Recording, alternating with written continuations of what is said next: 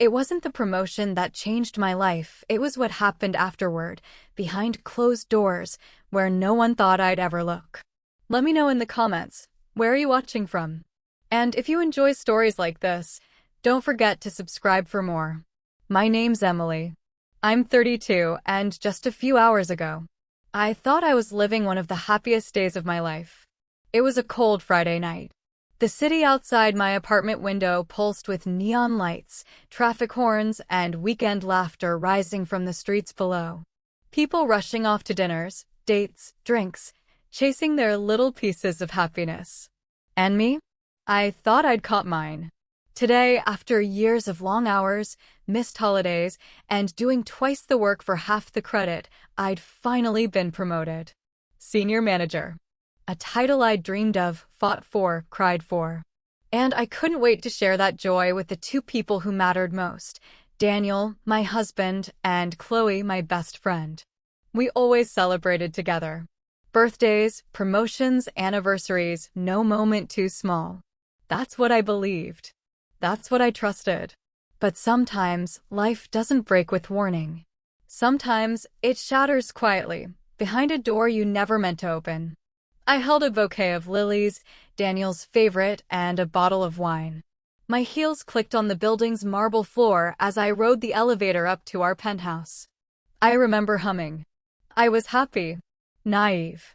As the doors opened, I stepped into our hallway.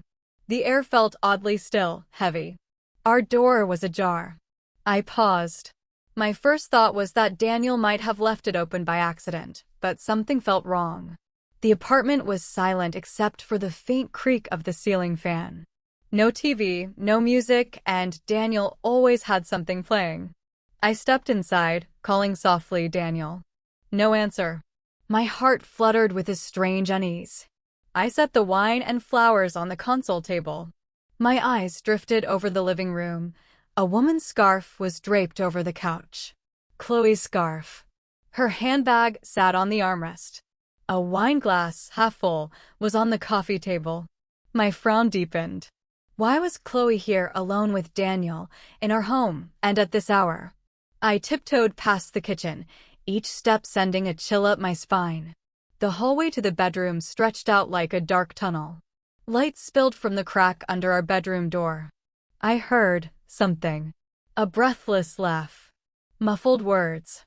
The sounds prickled my skin. I froze outside the door. My pulse thundered in my ears.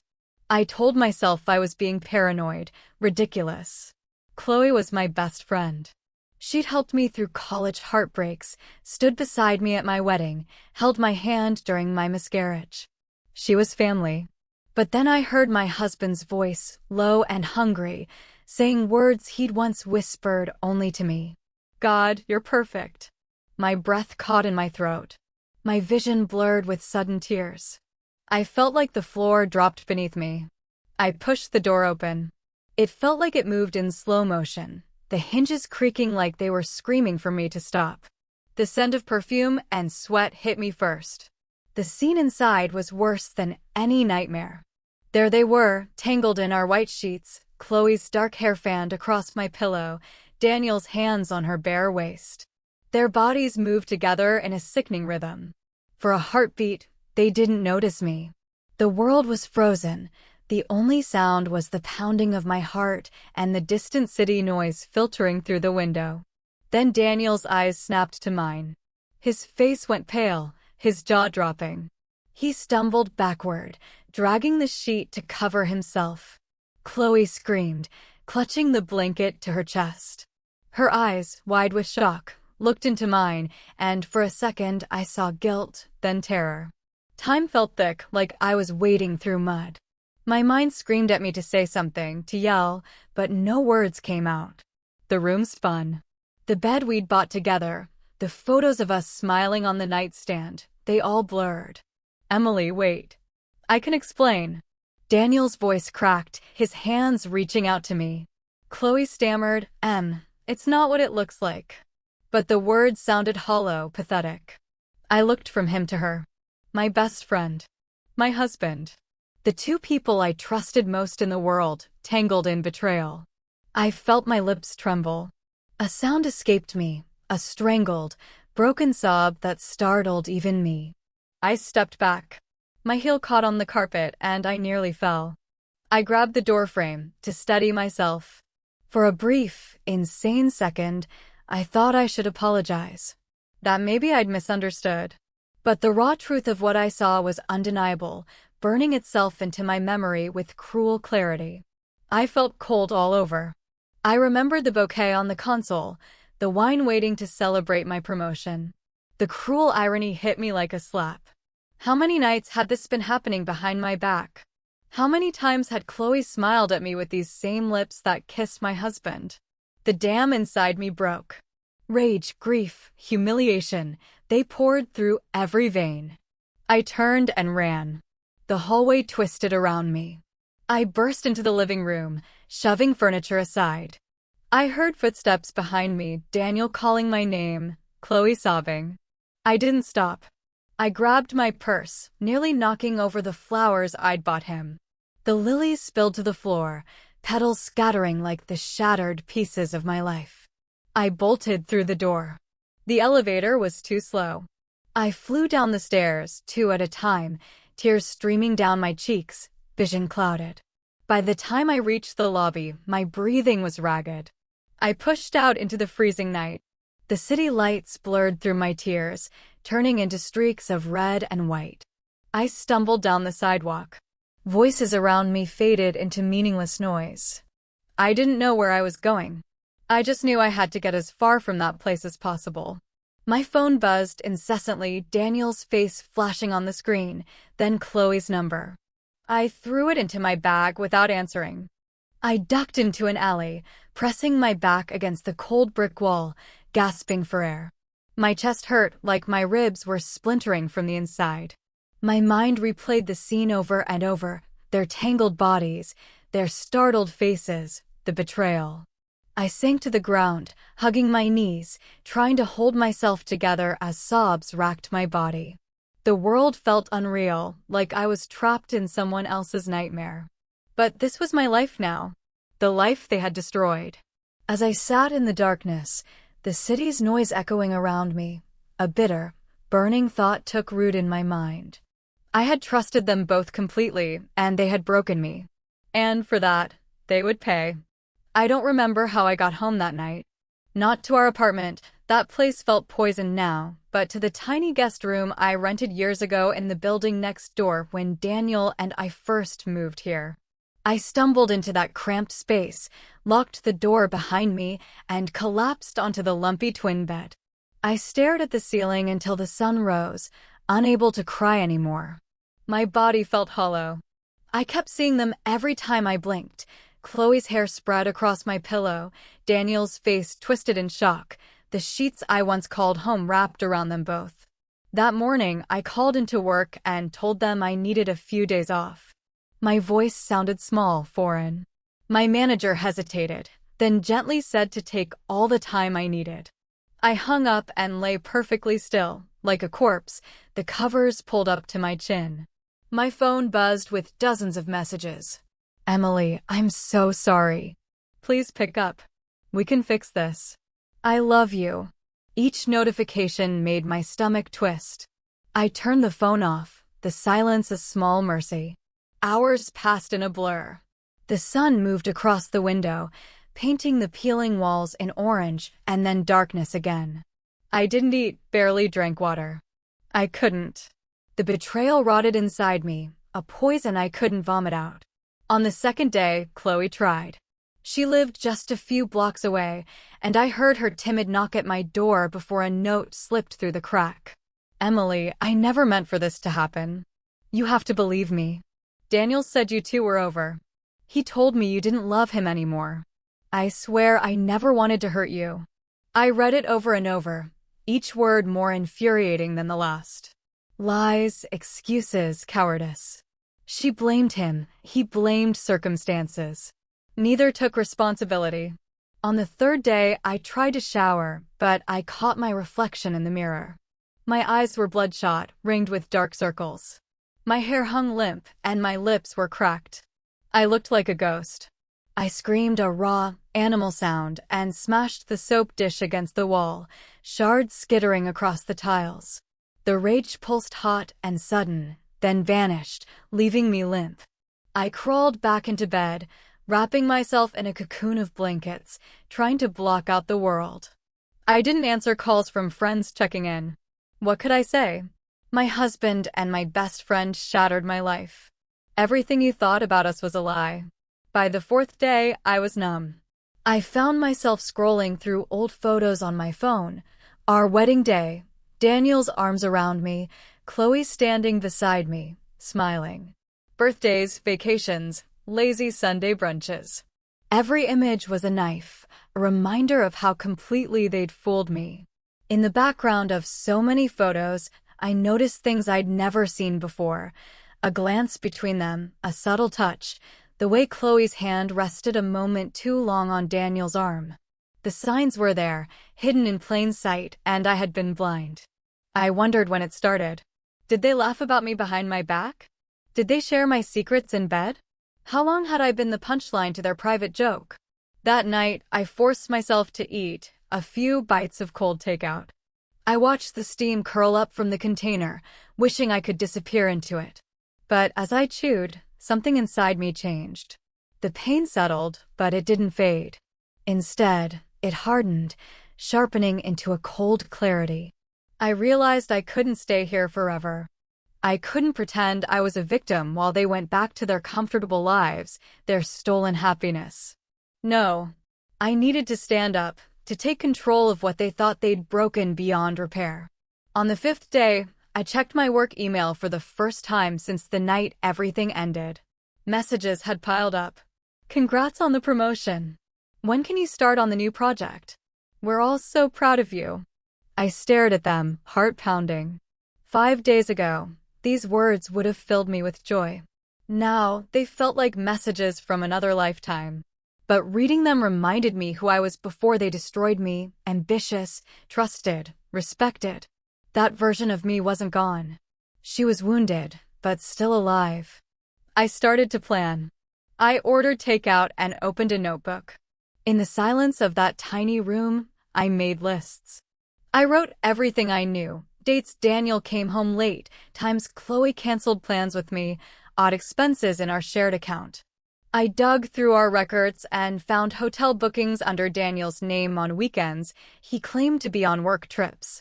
I scribbled their patterns, cross-referencing text timestamps and credit card charges. My pen moved with icy purpose. For the first time since that night, I felt something like power. I began ignoring their attempts to reach me.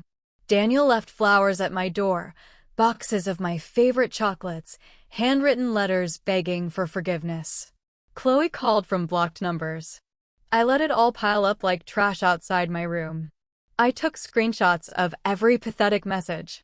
I saved voicemails of Daniel sobbing, Chloe whispering, "I miss you," I stored them on a secure drive, each file a brick in the wall I was building around myself and around them. On the fifth night, the knock on my door was louder, more frantic. I heard Daniel's voice cracking with anger. "Emily, this is ridiculous. We need to talk like adults."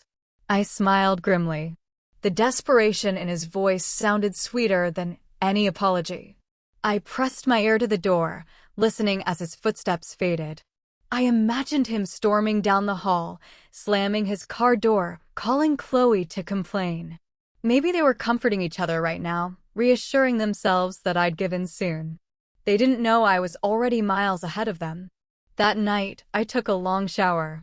I scrubbed until my skin turned red, until the smell of their betrayal felt washed away. I combed my hair, changed into fresh clothes, and looked at myself in the mirror. For the first time in 5 days, I saw myself again, not the broken, betrayed woman, but someone stronger, someone who had survived the worst night of her life. And in that reflection, I made a silent vow. I wouldn't just survive. I would make sure they never forgot what they'd done to me.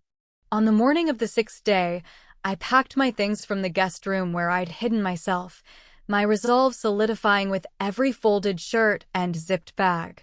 I moved back into our apartment while Daniel was at work, stepping into a place that felt both familiar and violated. The space was eerily quiet. Sunlight slanted across our kitchen table, where Chloe must have sat not long ago, sipping coffee with Daniel while I worked late. I wondered how many stolen afternoons they'd shared here, how many laughs they'd had at my expense. The thought burned through me.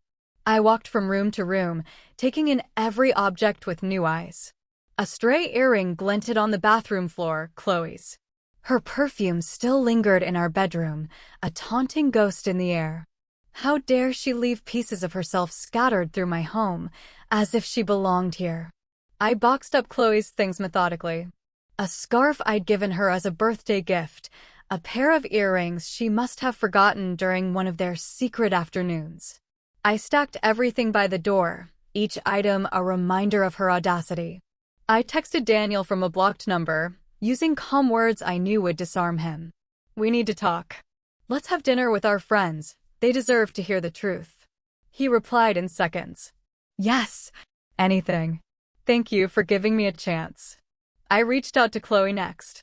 She didn't know I was watching her. I'd seen her slip into the building next door to mine more than once over the past days, moving like a shadow, terrified of being seen. When I called, her voice quivered with nerves. "Emily, are you okay?" "I'm ready to talk," I lied softly. "Please come to dinner. It's time we all clear the air." They had no idea what was coming. I booked the private room at the restaurant, choosing the same place where Daniel had proposed years earlier, a place he thought held only sweet memories.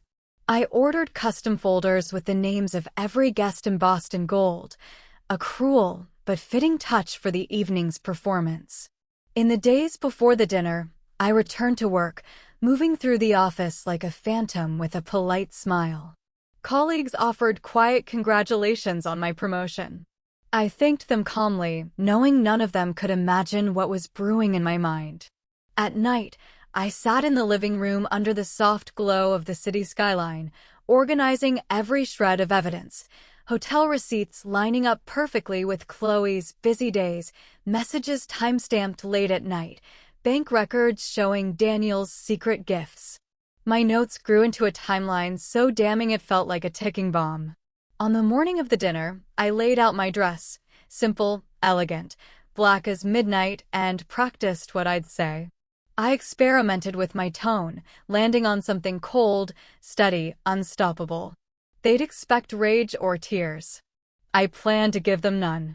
As the day crept toward evening, I stood in front of the mirror one last time, studying the woman staring back. I didn't see a victim. I saw someone who'd survived the unthinkable and was ready to end it on her own terms. Tonight, I would reclaim my power and destroy their illusion of control forever. The evening of the dinner arrived, heavy with anticipation.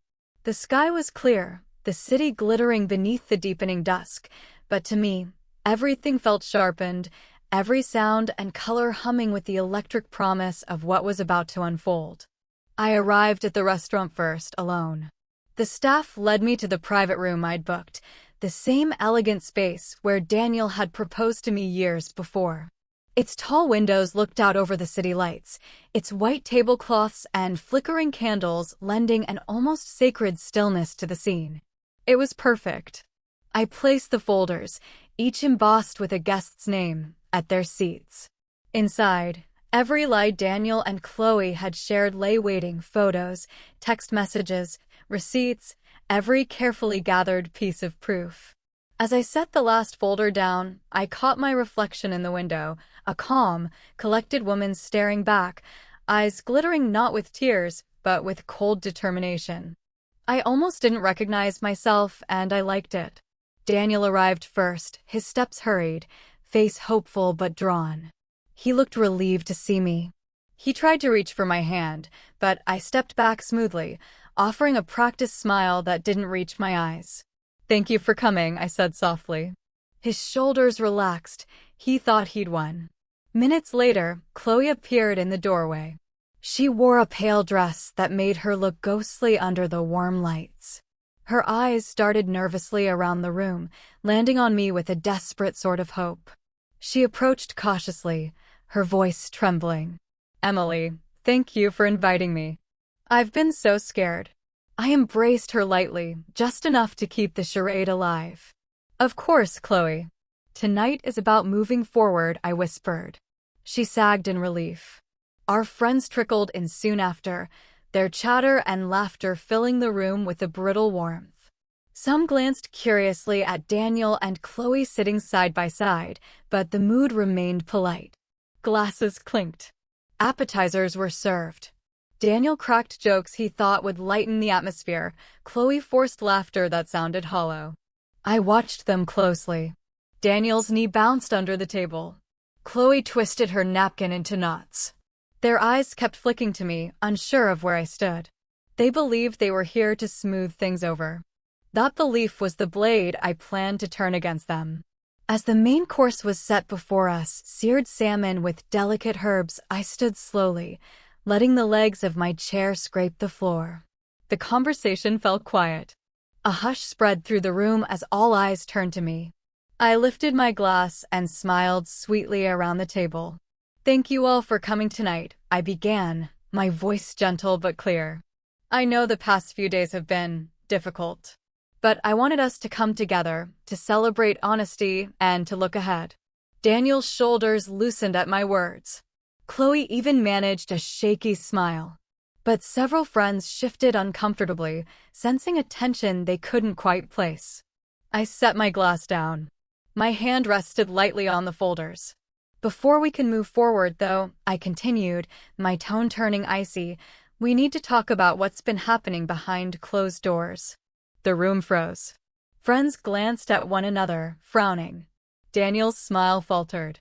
Chloe's breath caught in her throat. I reached down, sliding the folders toward them. Please, open them. Paper rustled like thunder in the sudden silence. Friends gasped as photos spilled out, Daniel and Chloe in hotel lobbies, text messages arranging secret meetings, receipts for gifts he'd claimed were for work. One friend covered her mouth in shock. Another whispered a stunned curse. Chloe's folder slipped from her trembling hands, papers scattering across the pristine tablecloth. Her face blanched, eyes wide with horror. Daniel's face turned a mottled red as he flipped through the pages. He looked up at me, eyes wild. Emily, this isn't fair. You don't understand. I held his gaze with a look so cold it made him flinch. No, Daniel, I said softly but firmly. It's you who doesn't understand. You thought you could keep your lies buried. But the truth always comes out. Chloe tried to speak, her voice cracking. Emily, I didn't mean. I cut her off with a raised hand. You both meant every word, every secret meeting, every betrayal. And tonight, everyone knows. The room erupted. Friends pulled their chairs away from Daniel and Chloe. A few stood, shaking their heads in disbelief. Someone started recording on their phone. The waiter hovered in the doorway, eyes wide as the quiet dinner transformed into a storm. Daniel lunged toward me, his face twisted in panic. We can fix this. Emily, please. I stepped back, my voice calm and final. No.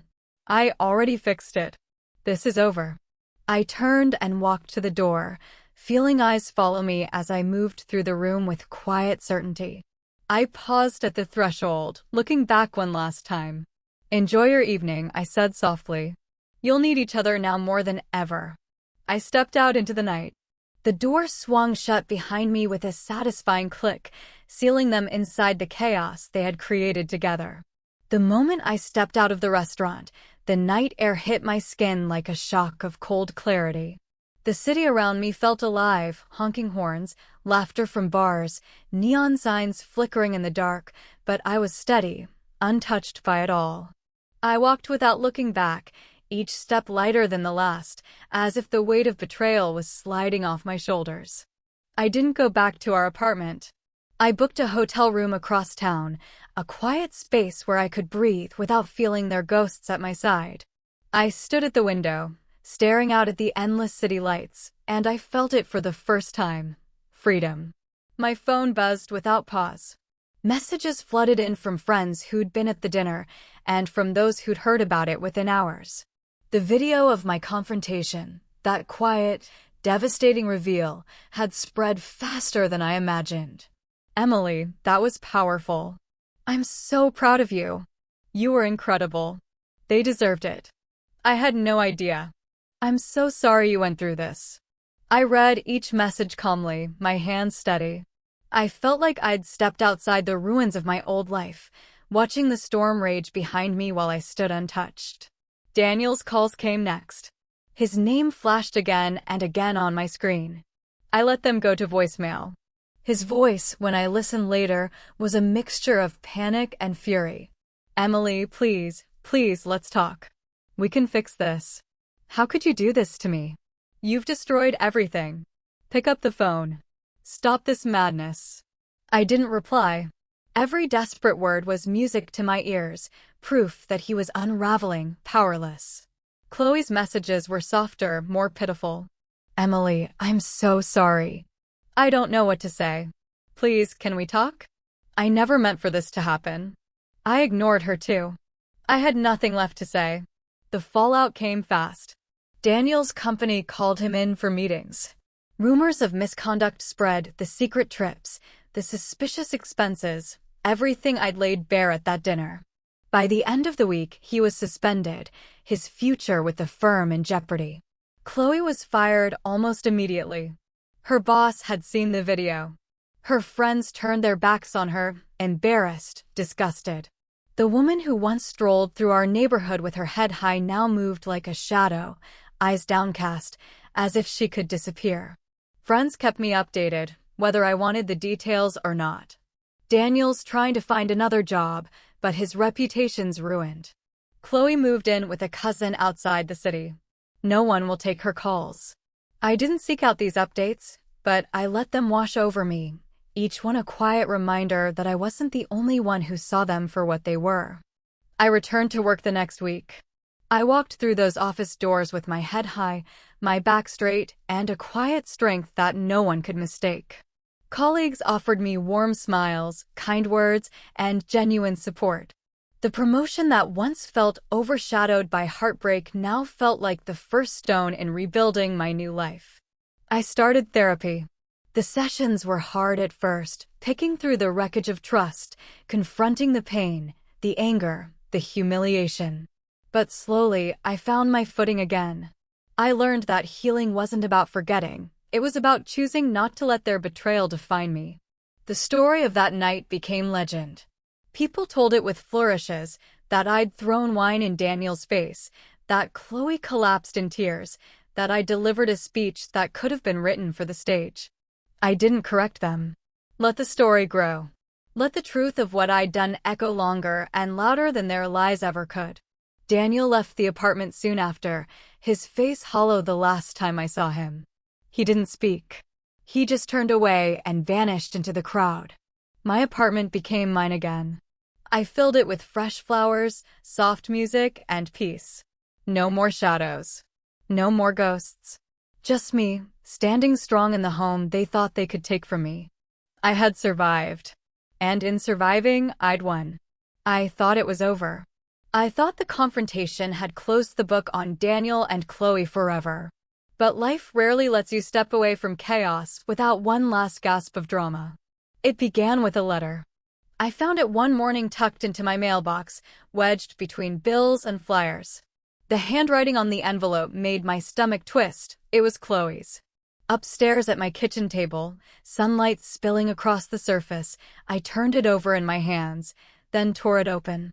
Emily, I know you hate me. You should. Since that night, I've thought about what I did. You probably think Daniel and I are still together. We're not. The minute it went public, he turned on me. I've lost everything. My job. My friends. My family won't speak to me. I'm staying with a relative, trying to figure out what's next. I think about our friendship every night. I miss you. I don't deserve forgiveness, but please, just let me know you got this. Chloe. I sat there in silence. Anger flared, but beneath it was something sharper, resolve. Memories of our friendship flickered, but they couldn't undo what she'd done. I wrote back, not with forgiveness, but with finality. Chloe, I got your letter. I believe you're sorry, but that doesn't erase your choices. You destroyed my trust. I don't hate you, but I don't want you in my life. This is the last time you'll hear from me. Emily. I mailed it the next morning. The metallic slam of the mailbox sounded like closure. Daniel tried calling once from an unknown number, his voice bitter and slurred on voicemail. You think you've won, don't you? You ruined me. Are you happy now? I deleted it without hesitation. His words meant nothing to me anymore. I threw myself into my promotion, pushing harder, speaking up, taking the lead without flinching. I worked late nights, not to prove myself to anyone, but to prove betrayal wouldn't define me. Each goal I hit was a quiet victory. One afternoon, after a major project success, my boss pulled me aside. You're not just living up to your promotion, you're setting the bar higher than anyone expected. I smiled genuinely. For the first time in months, I wasn't just surviving. I was thriving. Some evenings, I stood on my balcony, the skyline glittering with endless possibilities.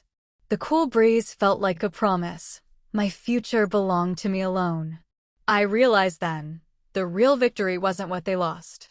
It was what I gained, the certainty I could rise, rebuild, and shape my life on my own terms. Their betrayal didn't define me. How I rose from it did. Because in the end, the best revenge wasn't their downfall, it was becoming the woman who didn't need them and who was ready to conquer everything ahead. In the end, true strength isn't about revenge, it's about rising stronger. If you liked this story, don't forget to like, share, and subscribe for more.